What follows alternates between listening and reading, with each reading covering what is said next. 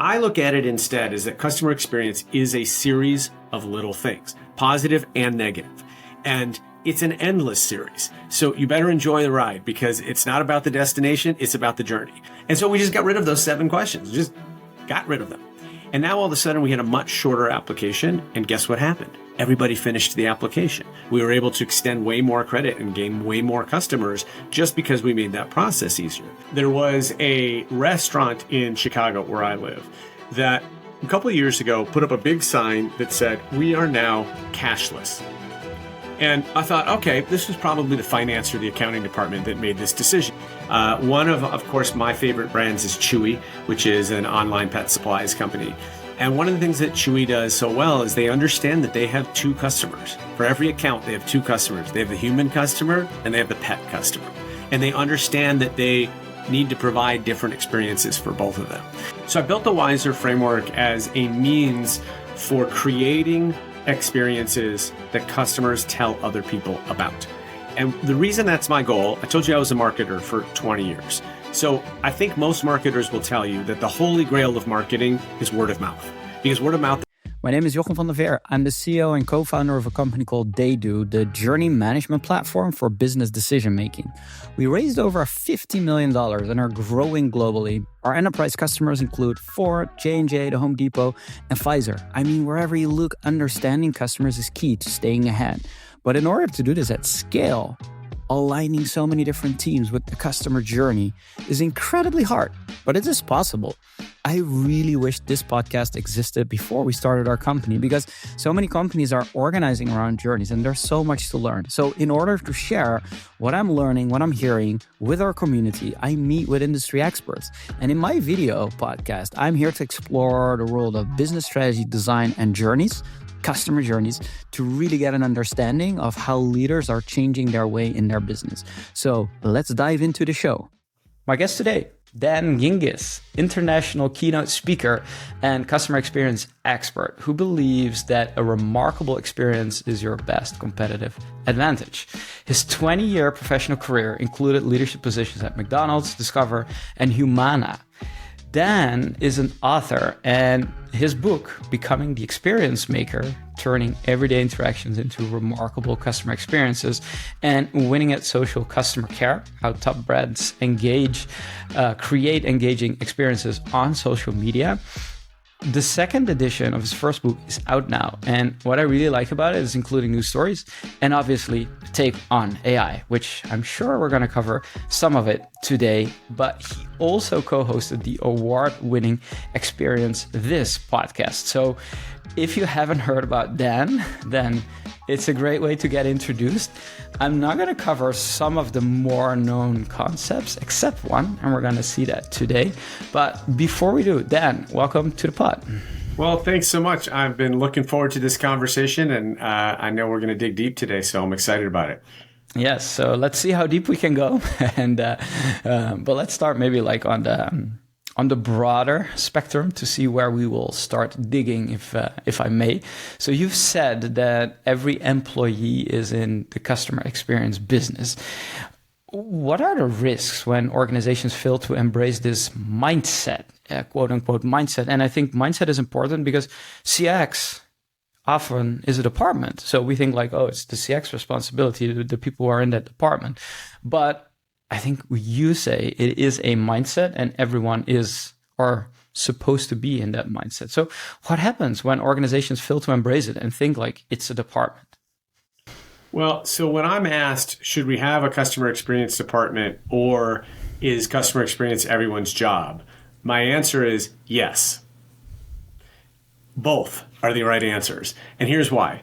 The department's really important because we need an executive in charge of this. Otherwise, we don't get listened to, right? We need the visibility at the top. And we need a group of people who are focused on the 30,000 foot view of the entire customer journey. Because the rest of us are siloed in our different departments and we're only focused on one part of the journey. So we definitely need people seeing that broad view. But we also need every employee to believe and to feel empowered that they are what I like to call experience makers, that they are also in charge of customer experience for whatever they oversee. And this could be somebody who's actually customer facing, or it could be somebody in the back office. I'm a big believer that the folks that are buried in the accounting department or the finance department or the legal department, they actually have a much bigger impact on customer experience than they think. And one of the things I love to do when I go work with companies is to really show them how to frame their whole job through the lens of the customer. Because when we make decisions with our customer in mind, they turn out to be better business decisions as well.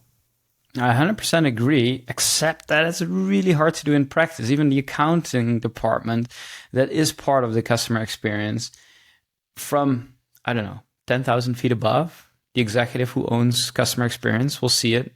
Her team will see it. But chances are that the accounting department doesn't understand their role in the broader customer journey. So seeing it from afar is easy. Putting it in practice is really, really hard. So how do we, let's take the accounting department as an example. How do we take them along to really help them see hey, you are part of a customer journey that's running. And if we break it down, there's all these different customer journeys that we should be taking care of across all these different departments. Here's your role. Here's your role ending. How do we get that done in practice? What are some of the ways that when you work with your clients that you've seen being effective in getting the accounting department be feeling that they're part of that journey? So I want to tell you a quick story, which I think will illustrate this.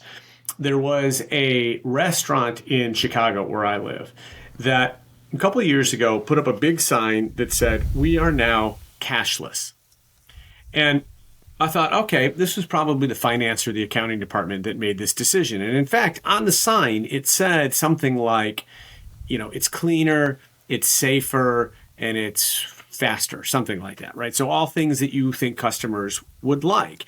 And sure enough, there are many, many business reasons why a restaurant would want to go cashless. They don't have to worry about touching money. They don't have to worry about making trips to the bank. They don't have to worry about employee theft or getting robbed or anything like that. But the problem is if a decision like that is made in a back office, all those reasons might be great. But what they forgot about, at least in Chicago, is that there's a large portion of the population that's unbanked, which means that they don't have a credit card or a debit card. They don't have Venmo or PayPal or Zelle or anything else. So you just told a large chunk of the population that they can no longer eat at your restaurant because the only way they could pay you is in cash. And so you see how what felt like it might have been a great business decision turns out to be a terrible experience for a big portion of people. Now, how do we avoid this? We avoid it by teaching our accounting department or finance department, whatever it is, that every decision that they make has to go through the lens of the impact on the customer. And so we have to think about all of our customers, right? And so it's not that every customer has to have the same impact or have the same experience, but I don't think it was extremely difficult to be able to see ahead to say, wait a second, if we don't accept cash, 40% of the people pay us with cash. Well, what are they going to do? Right? And that's the only question that needed to be asked. And then somebody might have said, oh, maybe this isn't as good of an idea as we thought. Maybe we have to do it a different way by offering, say, a discount for paying cash or not paying cash or whatever it is. There would be a different answer. But it's really, I don't think it's about having to teach every department the intricacies of customer experience. I think it's about teaching them to just take a beat and think through every decision with how does this impact customers, and to have that discussion. And look, if you're going to have that discussion, maybe invite your CX team in there as well. But if you don't have the discussion, you start to make decisions like that restaurant that I'm pretty sure was a bad business decision. So how do we make sure that this actually scales? Because you could argue it was very customer centric because the people they actually talked to were banked. They were all on their mobile phones and they thought it was a wonderful idea. So what I'm seeing a lot is that by definition or by strategy, we are customer centric, right? We have one of our pillars in the company's strategic deck, including our mission, vision statement, say something about how customer obsessed we are or how customer centric we are. It becomes a mandate for everyone. Everyone does their best from within their own perspective of the business and literally is thinking about the customer when making decisions. But everyone thinks about it differently. Not everyone agrees on who the customer is in the first place or what customer centricity means. So how do we create this at scale? Let's say you're not a restaurant, but you're a large scale financial institution. What are some of the ways for leaders to create practical steps to create this mindset that grows beyond the customer experience team? Yeah. So I think it starts with, in any industry, becoming a customer of your own business. When I worked for the credit card company Discover, there were certain executives in the organization that had a special phone number that they could call when they needed customer service on their card. And of course, it would bypass the line and take them straight to a supervisor. And I always thought this was a terrible idea, right? Because if they never wait in that line and feel how annoying it is, they're never going to fix it. Right. And so it's critical to me that everyone, up to and including the very top people, become customers of their own company. You also should become an employee of your own company as well. So when I met the CEO of Taco Bell last year, I learned that one of the first things that he did was go through restaurant training. And he went and learned every role in the restaurant, including cleaning the toilets, because he wanted to know what that was like so that he understood what his employees went through, right? When I went to go speak to Taco Bell, I went and ordered everything on the menu because I wanted to see what it was like to be a customer, and I wanted to feel it. And I used the app and I used the kiosk and all of that. And so as employees, it's really important that we do that as well. And so, for example, when I was at Discover, we had an application process in order to get a credit card. And there were 14 questions on this application. And one of the things we were struggling with was that a whole bunch of people were starting the application and then abandoning it. And then we can't offer them any credit. So we started looking through the 14 questions and we asked, who's actually using the answers to these questions in order to make a credit decision? Like, do we really need to ask 14 questions? Because I know, any customer knows 14 questions is a lot of questions. That's why people leave. They get bored, they get tired, they get distracted. And so do we need all of these? And what was remarkable is we found out that 7 of those questions, nobody was using the data at all to make any sort of decision. And so we just got rid of those 7 questions. We just got rid of them.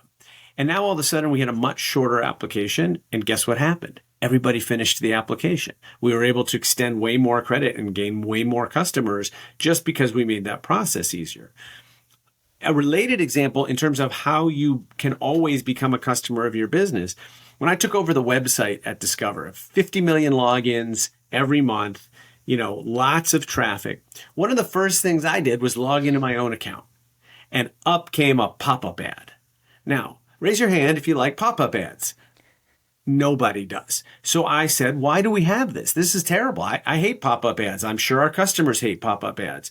And the marketing department came to me and said, well, we need that because it's one of our best performing ads. And I said, really? How well does it perform?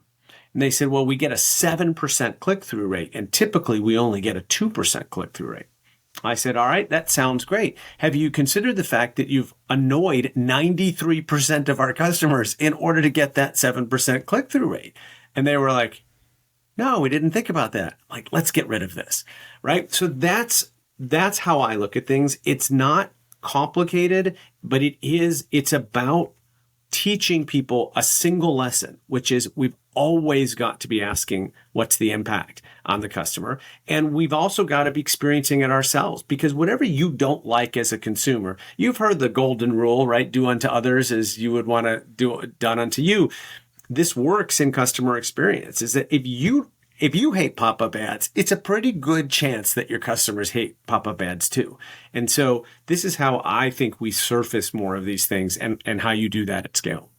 Yeah, what I like about the first example is that you're starting from the business problem, right? We want to extend more credit. I mean, we're in the business of extending credit to people, and we're just making it incredibly hard for people to get that credit. So how can we make that easier so more people are actually able to get it? So it starts with the business need, and then you look at where's the friction, right?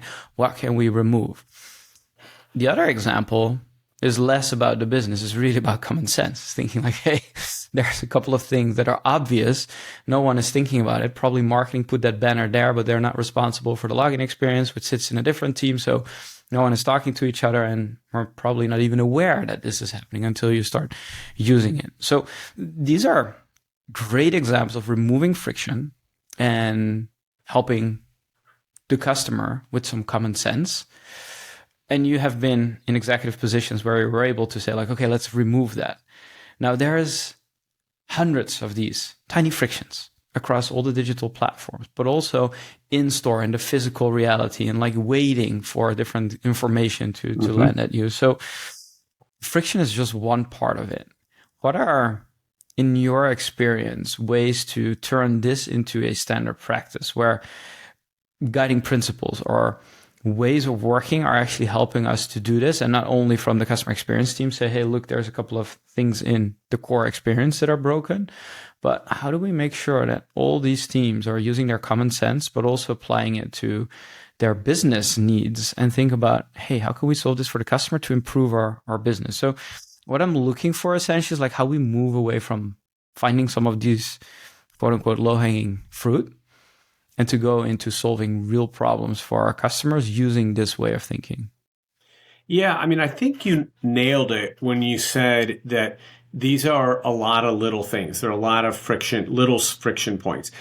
I always make the argument that customer experience, that the error that most companies make is they look at customer experience as a multi-year, multi-million-dollar transformational project. Remember when everybody was going through digital transformation, right? And right. Now it became experience transformation, and now it's AI transformation. And it's this big, giant mess of a project, right? That takes years and years to get done. And to be honest with you, by the time you're done with that, the customer expectations will have changed. And so that's a complete waste of time. I look at it instead as that customer experience is a series of little things, positive and negative. And it's an endless series. So you better enjoy the ride because it's not about the destination, it's about the journey. And there are always opportunities to eliminate friction or to add these little sort of what I call extraordinary moments, because extraordinary just means a little bit better than ordinary, right? And so much of the experiences that we have are ordinary. And it doesn't take much to bump it up to extraordinary. It doesn't have to be spending millions of dollars. In fact, sometimes it doesn't have to spend, you don't have to spend anything. So when if we can teach this mindset to all of our business units, that customer experience is a series of little things, but that every little thing does matter. Right. So when we call customer service and we get this long menu, and, of course, please listen carefully because our menu items have changed. It's like every company in the world has changed their menu items in the last week. How did that ever happen? Right. And then, you hit the button and it asks you another question and then another question and then another. And you're like, has anybody actually ever gone through this thing and gotten to a human being at the end? We've all had that frustration. And yet, why does that exist? Because it's a little thing that has been ignored. And when you look across your business and you look across your customer journey, you can find these little things every single day, and you could be working on at least one of them every single day. Whether, again, it's a friction point that you're eliminating, or it's an opportunity to go from ordinary to extraordinary, which makes you more memorable, which makes it so that people want to talk about you and share their experience with friends, etc. And so I know not everybody is as passionate about it as I am, because I actually think this is fun. I enjoy finding all of these things and either fixing them or making them, improving upon them. But that's really the mindset. And the reason I like that mindset is that little things don't feel overwhelming. A multi-year, multi-million-dollar transformational project, that feels overwhelming to me, right? It's going to require dozens of people. It's going to require technology. It's going to require huge budget and huge amounts of time. And so everybody just gets exhausted. But when you start to look at these little things and you realize, boy, that's not really hard to do. That's not hard to fix. I actually developed a desk calendar that has literally every day of the year, one thing that you can do for customer experience, because that's how we should look at it, is that every day is an opportunity to make our experience better for our customers. I love that. Can you give one or two examples from this week or the last week if you have them at hand for people? I tell you what, I have the calendar here. Let's see. Little CX Ideas calendar. I'm going to turn to a random page. How about we do that? Right. Okay. So this is on a Wednesday. So Wednesday is personalization day. Each day has a theme. And so it says contextual product suggestions. Offer product suggestions based on the current context, such as weather conditions, recent purchases, or location, making recommendations more timely and relevant.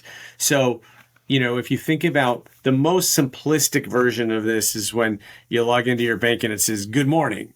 It's like, yay, it's morning, right? But when we can take other data elements that are either customer specific or perhaps context specific. Where is the customer? Dan's in Chicago right now. Chicago might be cold. What does that mean in terms of what he might want or be shopping for, right? When we can take those contextual cues, we can make an experience more personalized. So these examples, and I think everyone should have a calendar like this on their desk. However, implementing this is not something you can do in the same day, right? You need a couple of teams and some priority. And I think that is the other side of this, right? If you have control over a part of the experience, part of the interface, part of the application, or are responsible for the in-store experience, or are a store manager, you could influence this, right? You could do things. Unfortunately, a lot of these things require other teams to do things, and then we end up somewhere at the bottom of the prioritization stack, somewhere at the bottom of planning. And I think this is the crux that many teams face. You mentioned the journey. If we all look at the journey the same way and we could say, hey, here's the biggest friction, we all agree to it, together we can fix this or address this, wonderful. But in reality, I'm from the accounting department, my accounts receivable are the most important thing to me. And then the store manager says, yeah, but I have people that are not showing up to work, so I have bigger fish to fry. Sorry, can't help you. Yeah. How do we help the business prioritize at scale? How do we help to have everyone share the same priorities and the same way of thinking so that there is room and space for these things to happen? What are some of the ways that you think about this way? I think the best way is that we have to link our customer experience initiatives and what we track back down to the bottom line. If you think about it, that's all executives care about, right? They care about profit. And so we have to make the case that customer experience leads directly to profit. Good news, that's not a very hard case to make in most cases, right? Customer experience affects both the revenue side of the equation and the cost side of the equation. Usually it's going to reduce costs because it's going to reduce customer service calls, which is usually a huge cost factor. So at the credit card company, again, I worked with a colleague in customer service, and we would track certain call types. So maybe there was a call type about complaining about a certain functionality on the website, whatever it was. She could tell me that we were getting 100 calls a week. I know that each call costs us $7. I can do the math to figure out how much money that is. And so now I have a business case to go in and fix that problem on the website that's going to save not only 100 calls per week, but we had also done some analysis to figure out that for every customer that called us, there were 100 customers that didn't call us, right? Because because lots of people have the same problem and they don't bother calling. So now we're affecting thousands of customers. That became a really easy project for me to get done because number one, the change wasn't that hard. It wasn't like I needed, a team of coders. I basically needed one guy to change a few lines of code to fix this page on the website. And then I'm able to go back and along with my colleague in customer service, show a chart that goes like this, which is number of calls per week, right? And it tanks. And so we've got immediate dollars and cents that we can attribute to that project. And it's like I kind of equate this to I was a marketer for a long time. And when I first got into social media marketing, what I found almost immediately that just made my head explode was almost all of the people working in social media had just decided that you couldn't calculate ROI in social media. I'm like, wait, so we've calculated ROI in every single marketing channel ever in history, and you're telling me this is the first marketing channel that we can't do that? Of course we can. it might be harder. There may be some other elements we have to adjust, but of course we can. And so I say the same thing to customer experience people is we can calculate the ROI of almost everything that we do because every action that you take has a reaction from your customer. And the idea is that we either want to alleviate some pain for them, in which case they continue to do business with us. They spend more. They're more loyal. They tell other people about us. Or we want to create an experience for them that's memorable so that the same thing, they spend more with us, they stay with us longer, and they tell more people. And since we can track all of those things, we can track our retention rate, or the converse is your churn rate, right? You can track that and you can see maybe not with each individual change, but you can see overall from a customer experience strategy perspective, hey, when we do all of this stuff, we retain more customers and we retain 10% more customers and each customer is worth $500 to us. And you can do this math. Likewise, you can see what it does to referrals and to customers bringing in new customers, which of course has all sorts of impacts to the business from a revenue and sales perspective, but also from a cost perspective, saving sales and marketing effort because your customers are doing it for you. So I'm not saying this has to be an exact perfect science, but I do think that it is important for experienced people to understand that the way to get budget, the way to get leadership buy-in, the way to get resources is to talk their language, which is show me the money, show me the cost savings, or show me the revenue benefit.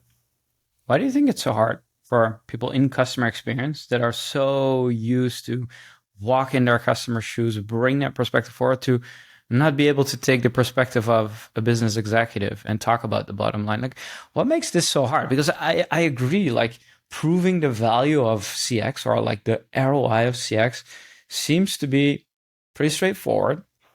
And yet so many teams, when they first start doing it, their eyes pop up and like, I never thought we were actually able to do this. Why do you think it's so hard or not ingrained in the DNA of customer experience teams? You know, I think that's a great question. And I don't really know the answer, but I can surmise a guess here. One of the things that I did, the three companies you mentioned at the beginning in the intro, Discover, Humana, and McDonald's, all Fortune 200 companies, all publicly traded. One of the things that I did with my teams that I thought was pretty unique, at least I didn't know of any other manager that did it, is whenever we had our quarterly earnings calls, I would host a listening session. And it was optional. People didn't have to come, but I actually got really good attendance at it. And I said, we're going to listen to the quarterly earnings call and we're going to talk about it together. Because I always wanted my teams to know enough to be dangerous. And so I would, look, I knew more than they did because I'd been through business school and I, studied the stock market. So I understood it more. I didn't understand everything. Sometimes they'd say stuff and I'd be like, listen, I got to go research that. I don't know what that means either. But for the most part, I was able to explain what they were talking about. And I would tell them, hey, listen to what the CEO is talking about because that's going to tell us what's important to him or to her. And then listen to what the analysts ask the CEO because that's going to tell us what's important to the street. And at some point, if we've been listening for an hour and a half, we haven't heard our team mentioned once, then we should start worrying, right? Because we want to make sure that we are one of those important things. My point in all of this was I was teaching them to understand, how does our company make money? What's important? Where are the dollars and cents coming from? Because then it becomes easier to make the connection of, I understand how I contribute to that. And I think for the most part, a lot of customer experience teams have just never learned that. And so either they've never learned how does a balance sheet or an income statement actually work? How does our company make money? And it's not, I'm not trying to insult anyone. It's just that they haven't learned it, so they don't think about it. And so once we learn sort of the basics of this is how our company makes money, and this is how what we do impacts that, then we can get people starting to think about it more often. And I just think that companies and leaders don't take the time to explain that often enough, or they make the assumption that everybody already understands it. And I never wanted to make that assumption. I didn't want anybody ever to feel like I wasn't making them feel inferior. In fact, if anything, I was just trying to help educate them. And like I said, this was an optional listening. And I would not only would I get my team to come, but they'd invite other colleagues to come because people realized how valuable it was. I love that. It's so simple. Listen to the earnings call.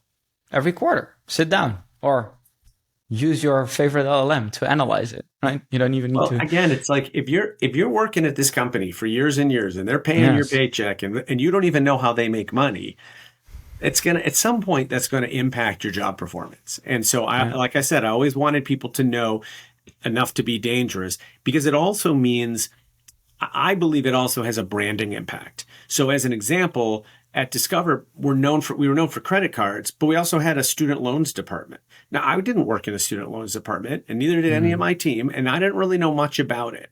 But I wanted my team to know enough so that if they were at a cocktail party and somebody said, hey, my kid's going to college, university next fall, do you guys have student loans? I want them to be able to say, yes, we have a student loans department, and Sally over there works for it, and I'd be happy to make an introduction for you.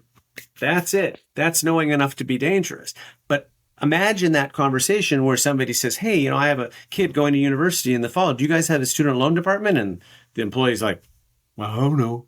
That pretty looks bad for the employee and for the company. And so this is what I meant by I want you to know enough to be dangerous. It's not that you have to explain all of our 17 student loan programs. Like, I don't expect that from you, but I expect the 30-second answer that is still helpful.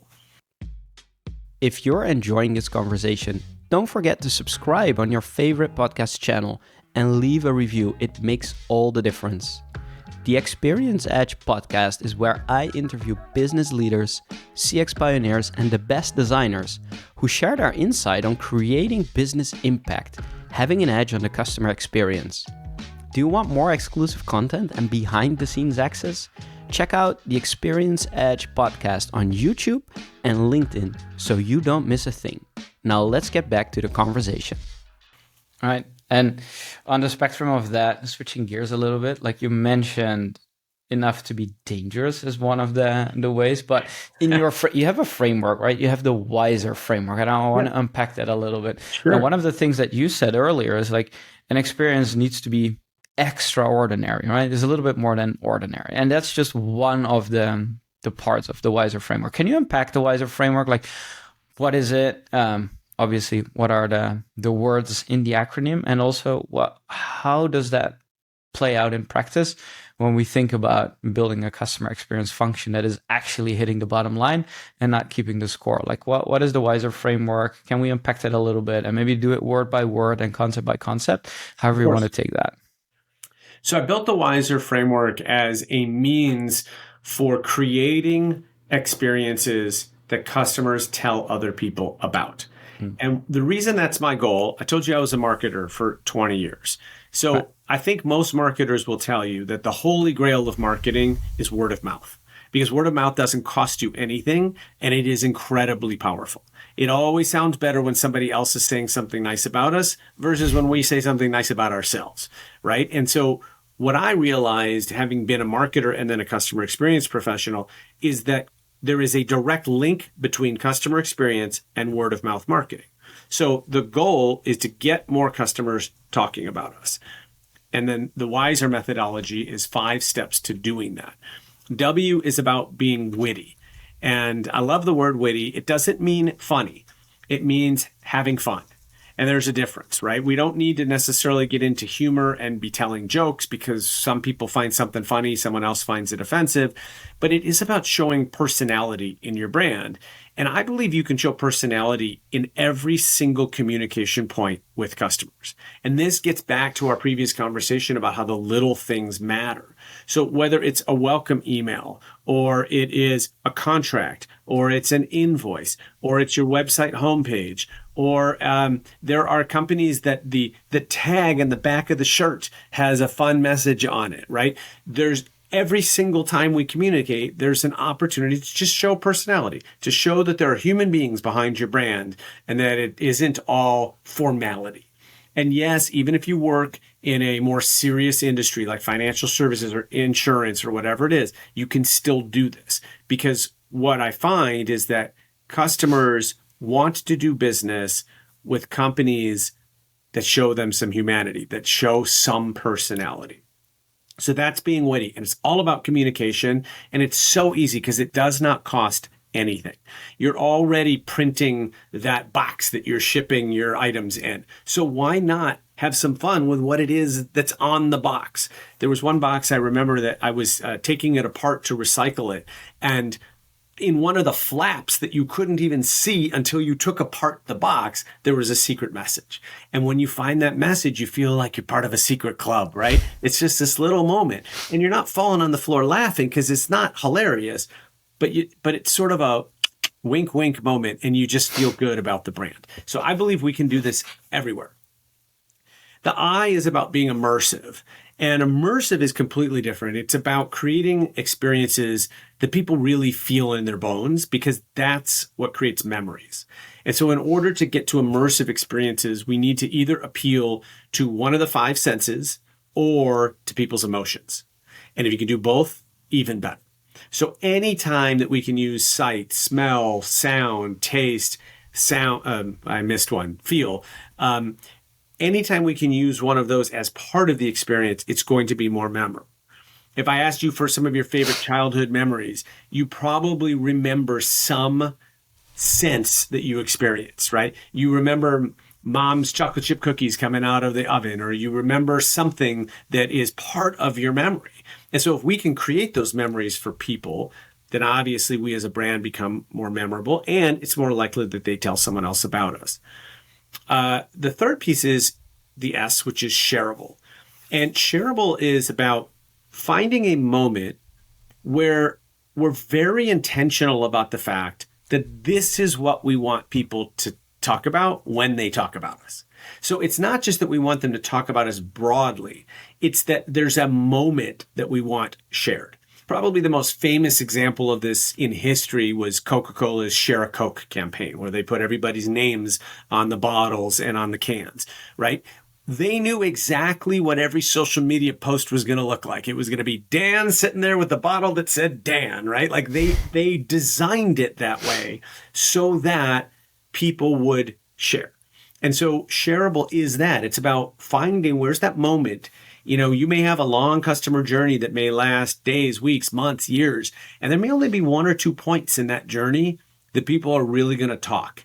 And we got to find that moment, and then we need to exploit it. We need to make it great, and we need to encourage sharing at that point. The E, as we talked about, is extraordinary. And again, people often hear the word extraordinary. They think this is going to be really expensive, but it's just a little bit better than ordinary. I think one of the things that is not talked about enough is that so many experiences are ordinary that the expectations are actually really pretty low. Like, we don't need to be up here with every point in our journey. We just need to be a little bit over the expectations, right? Which are pretty darn low, right? When you call your bank or your insurance company, you're expecting it to be terrible. You're expecting to wait in a long line. You're expecting a terrible menu. Your expectations are on the floor. So all we need to do is just step over it. We don't need to leap. And so that's what being extraordinary is. It's about finding these moments where we know we're ordinary and we can do just a little better.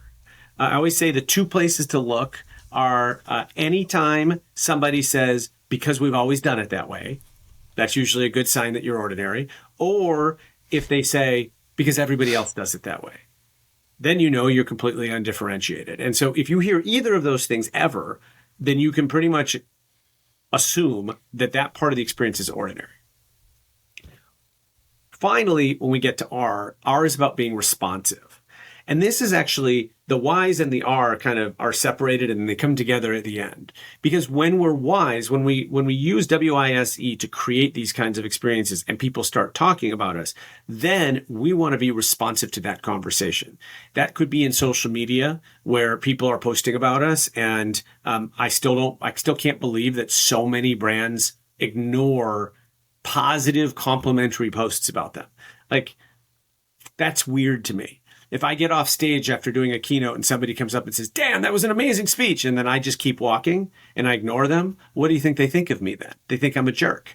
And yet brands do that all the time. Is that we go in and we talk about how much we love, name your brand, Starbucks, Disney, whatever. And then the brand doesn't respond back. It actually dampens that enthusiasm.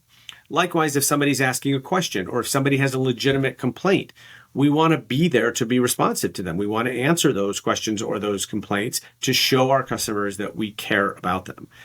Sometimes being responsive is about just being responsive to the person right in front of you. Maybe you're a bank teller. Maybe you're a waitress at a restaurant. Maybe you are a cashier at a retail store. And that person in front of you needs something, and you're responsive to them right there in that moment.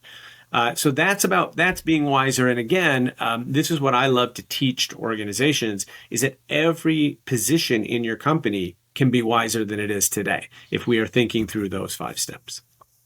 Am I hearing it correctly that ideally you would think about each of them, but just printing something on the double edge of a box you would only see when you're like tearing it apart, right? There's just one part of it. There's nothing necessarily being immersive about this. Yes, it is shareable. You could say that. The intention is that people will tell their spouse, maybe, something like that. But am I hearing correctly that it's not necessary to have all of these elements covered? Because I can imagine people go like, oh, fantastic. This is a brilliant framework. Let's apply it everywhere. Oh, it's really hard to do that in reality. So am I hearing that correctly? There are definitely overlaps. Oftentimes something that is shareable also happens to be witty, and that's what makes it shareable, is that somebody laughs, and so they want to laugh with somebody else. So there's overlap. But no, you do not need to do all 5 of these things at once. And each part of the experience often requires something different. So again, if you're a financial services company, I don't expect you to use witty nearly as much. You may use it in some places. For example, if you go to my website, dangingiss.com, and you click where nobody clicks, at the bottom on the terms and conditions or the privacy policy or the cookie policy, you'll actually find some Easter eggs and some like my language in those is really fun to read, right? And why? Because ultimately, if somebody really wants to read my privacy policy, I might as well entertain them while they're doing it, right? And so, but again, it's a mindset, because you want every communication point to be something like that. So no, you don't have to do all of them. There are different industries that are naturally more immersive. If you go to an amusement park, right? Like think about all the sights and the smells and the sounds and the feels. And so it's kind of built into the experience. So they may lean harder on immersive than on something else because it's just easier for them to provide. So when would be a moment to not think about applying this framework to an experience? Like removing that pop-up, that friction on the login page that you shared comes to mind, where it's like, just remove it. Let's not try to, apply wiser here. Let's just get rid of this. Well, what are some of the ways where people should think like, this is not the right way or not the right place to think about incorporating these? Yeah, well, first of all, I would push back a little bit to say that removing something could still be considered extraordinary, right? If ordinary is lots of people use pop-ups, even though we know that people hate pop-ups. And so we're going to be different. We're going to actually forego that revenue of the 7% click-through rate and figure out how to make our money somewhere else, because we're going to be extraordinary by being different. But I would say in some industries, there are moments in which we have to be serious. And that is where the just sort of handling the situation becomes the key thing. I think the best example here would be any sort of insurance company. So let's think about our relationship with an insurance company. It could be health insurance, could be auto insurance, home insurance, whatever it is, life insurance. The relationship basically is we pay a bill every month and get nothing. We have no relationship with this company, right? We just pay a bill every month. And then at some point, we have to file a claim. And when we file a claim, that becomes a moment of truth, because that becomes the very first time that we learn whether this company has our back or not. That's, by the way, a terrible time to find that out, right? You don't want to find out after you've crashed the car that your coverage doesn't cover a crashed car, right? That's a terrible time to find that out. And yet happens all the time. And so as an insurance company, I believe that in those paying the bill every month in that portion, then this is where we can apply wiser, because we can, for example, find ways to remind our customers that we have their back, that we will be there for them if they need us. But when we have the car accident, then it's about, no, there's this is a serious moment. This is not a chance to be witty. This is about focusing on solving the problem and getting the customer to safety and, and to get the claim filled and to just do it right. Sometimes just doing what we're supposed to do right is surprising, right? Because we have so many experiences where it's like, why doesn't this work? Like it's just supposed to work, right? It's like when you can't get any cell service on your phone, right? It's like you have one job, give me cell service, right? And then it doesn't work. So sometimes just delivering what we're supposed to do becomes the core element. And to me, an insurance claim is a great example of that. Like I'm not thinking wiser then. I'm just thinking make sure our operations are flawless.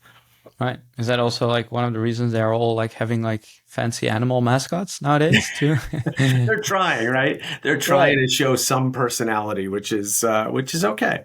Yeah. Do they qualify within the wiser framework?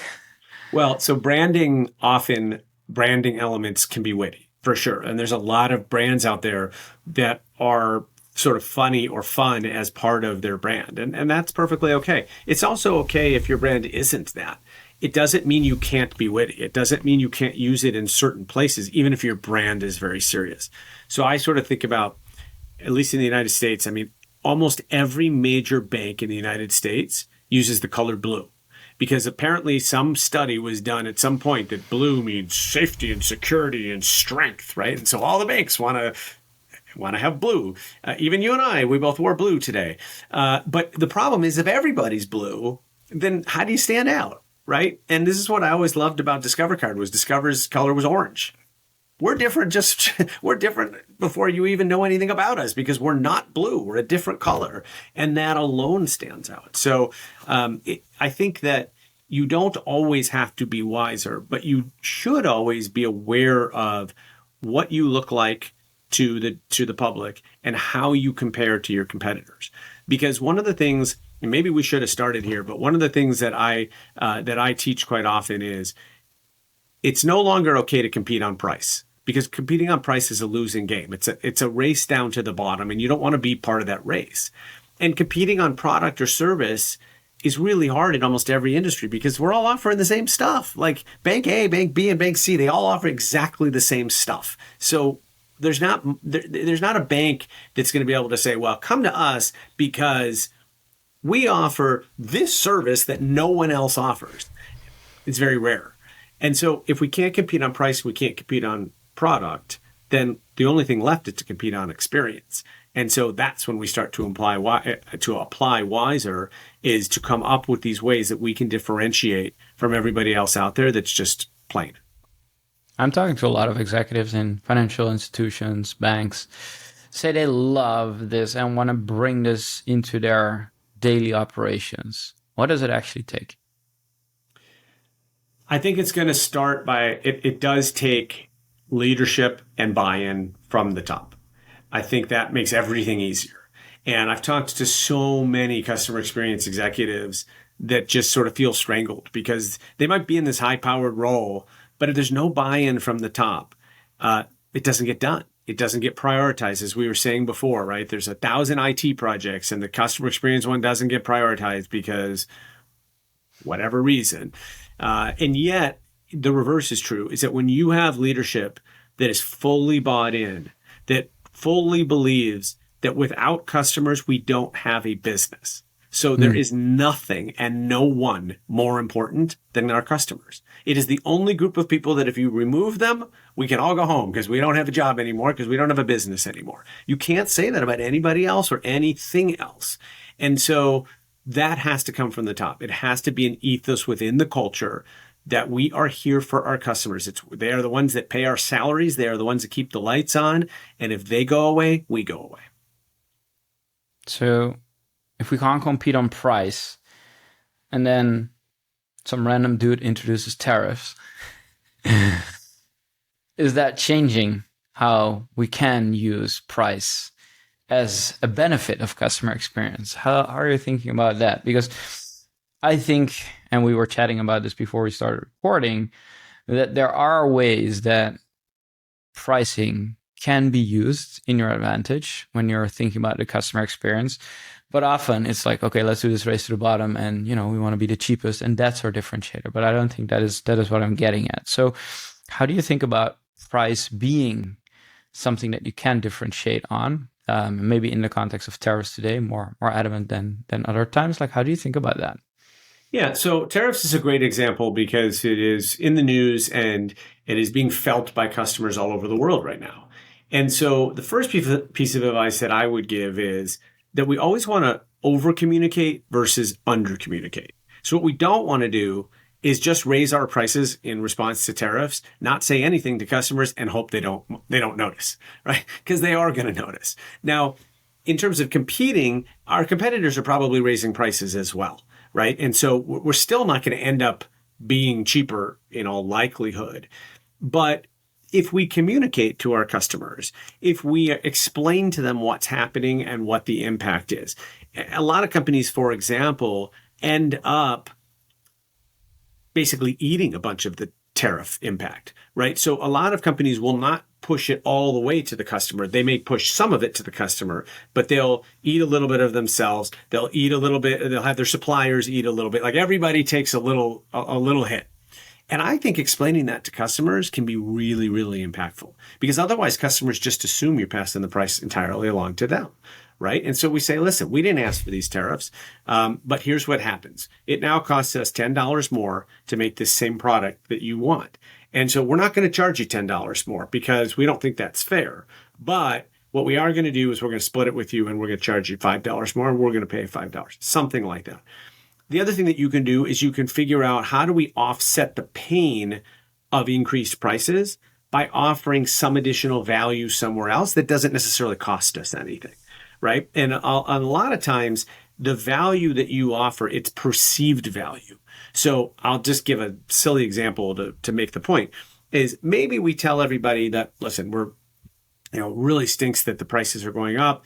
We've explained why that is, et cetera. But what we're going to do for all of our customers now is we're going to offer you a fast pass in customer service so that if you need to call us, all you got to do is hit the number 4 and you will immediately talk to a human being, right? Something like that. And so everyone's like, oh, okay, good, like high perceived value. Now, the percentage of people that are going to actually need that or use that, very, very small. But everybody perceives it as value. And so that's a great type of a thing to offer to people because everybody says, all right, these guys actually care about me and they're doing their best. The funny thing is, there's lots of research that has shown that that customers who have had a problem with you that you then resolve are more loyal than customers that never have a problem in the first place. And the reason for that gets back to the insurance example, which is we all want to do business with companies that have our back. That's really important. And we learned that in spades during COVID, is because we learned in COVID which companies had our back and which companies didn't when we needed them the most. And so in a period of tariffs and inflation and economic uncertainty, this becomes exacerbated. We want even more to know that the companies that we do business with have our back. And so sometimes that's about just communicating that with a customer. Sometimes it's about finding ways to provide additional value when we know times are tough. Again, maybe, hey, prices are increased, but we're now offering the ability to pay over time, right? Because we know it's hard for you and, we're doing our best to try to have your back at this difficult time. What's fascinating about that is that even though that may be a short-term difficult business decision because it's going to affect your cash flow, long-term, it's going to generate so much loyalty from people because they're sitting there suffering. It's a difficult time. And they're saying, wow, this company's here for me when I need them. I'm never switching brands again. And that happens every day too. One of the things I love to do when I get together with groups, and I'll do, besides from a keynote, I'll often do a workshop with them. And one of the questions we'll discuss is, what is your favorite brand and why? And I love asking that question because you get all manner of answers. You definitely get the Starbucks and McDonald's and Disney and sort of Amazon, all these great, wonderful companies. But you will also get people saying, well, I love my local hardware store. And you'd be like, wow, why do you love your local hardware store? Well, because they know my name when I walk in and they greet me by name. Interesting. Which then I would say to the group, okay, you're an e-commerce company, but how can you take what she just said? She loves that they know her name. Is there something we could do in our business where we might give somebody the same experience? But what I find most often when I ask people, why do you love this company? Most people will tell you a retailer is one of their favorites. And sometimes it's, a sock company that you've never heard of, but somebody loves it. But when you ask them why, almost always, 3/4 of the time, they will tell you, I ordered a pair of shoes and it was the wrong size. And they made the return process so easy for me. They sent me the new pair of shoes before I even had a chance to box up the old ones and send it back to them. It's always, I had a problem and the company solved it for me. And now I love them and I'm loyal to them. And when someone asks me what your favorite brand is, that's my answer. I had a problem, they fixed it, and now I love it.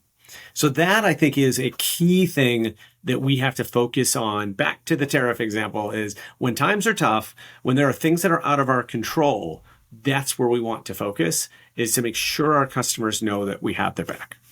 Right. And that is actually like helping to tie customer experience to real word of mouth. That is something that is sustainable. So to close it off, I will not ask you about your favorite brand, but I'll ask you about what is the brand that you think is actually applying that wiser framework in an extraordinary way? There are a number of them. I would say the one that I'm going to go to right now, because I just adopted a dog on Saturday, and I was fostering him for a while, and I decided to adopt him. One of course, my favorite brands is Chewy, which is an online pet supplies company. And one of the things that Chewy does so well is they understand that they have two customers. For every account, they have two customers. They have the human customer and they have the pet customer. And they understand that they need to provide different experiences for both of them. And so Chewy is from little things like maybe including a dog cookie in the package to big things like if you tell Chewy that your pet died, they will often send you flowers. They'll send you a condolence card. They will, go above and beyond. And one of the reasons is they know, first of all, they're great human beings, but they also know that almost everybody that has a pet that dies eventually gets another pet, right? Once you're a pet person, you're always a pet person. And so even though there may be this moment where they are ceasing to be a customer, Chewy still leans into them and shows them that they care and shows humanity. And then people are like, man, when I get another dog, I'm only shopping back at Chewy again. Right. And so I think that is a company where it's absolutely built into the culture. Another quick example, a lot of people like to talk about Zappos, the shoe company. One of the cool things that Zappos does is if you call customer service and you want a pair of shoes that they don't sell, they'll help you find it at another retailer. They'll just help you. They'll say, well, we don't have that shoe, but let me look at Nordstrom for you, or let me look at Nike's website, or let me look whatever. And they will help you find the shoe you want, even though they're not selling it. Sounds crazy. And yet that's what builds loyalty, right? Because no other company that I know of does that. And so that's one of the things that helps them stand out. I love that. And thank you for bringing up Chewy again. I think when people are asking, like, what are some of the brands, that this name comes up a lot, but it slipped my mind somehow. So I'm going to learn a little bit from them. Maybe we should have some experienced leader from Chewy on the podcast too. Yeah, if you can bring one on, I think they're magnificent. All right. Well, let's do that. And for now, Dan, thank you so much for joining me. If people want to find you or get the latest copy of your newest book, what would be the best place to get that other than sniffing through your terms and conditions on the footer of your website? No, don't bother with that. Well, the book is hopefully available wherever books are sold, online or in person. And if not, please ask for it. But definitely connect with me on LinkedIn or at my website, dangingiss.com. And love to connect with you. Love to hear what you're doing to improve customer experience at your business. When you come to my website, you'll also see I do a newsletter and, I post content all the time. And so would be fantastic to be connected. All right. So people, find Dan. And today, thank you, Dan, and see you around for the next one. Thanks for having me.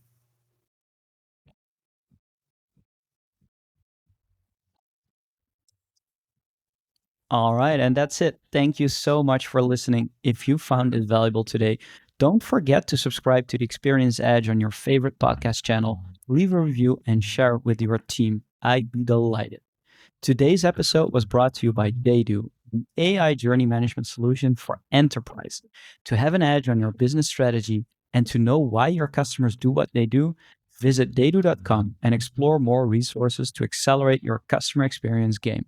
And remember, the journey to creating customer-centric impact never ends. And here's always a new edge to discover in doing things differently. Next week, new episode. Until then, keep pushing the edge, stay inspired. See you in the next episode.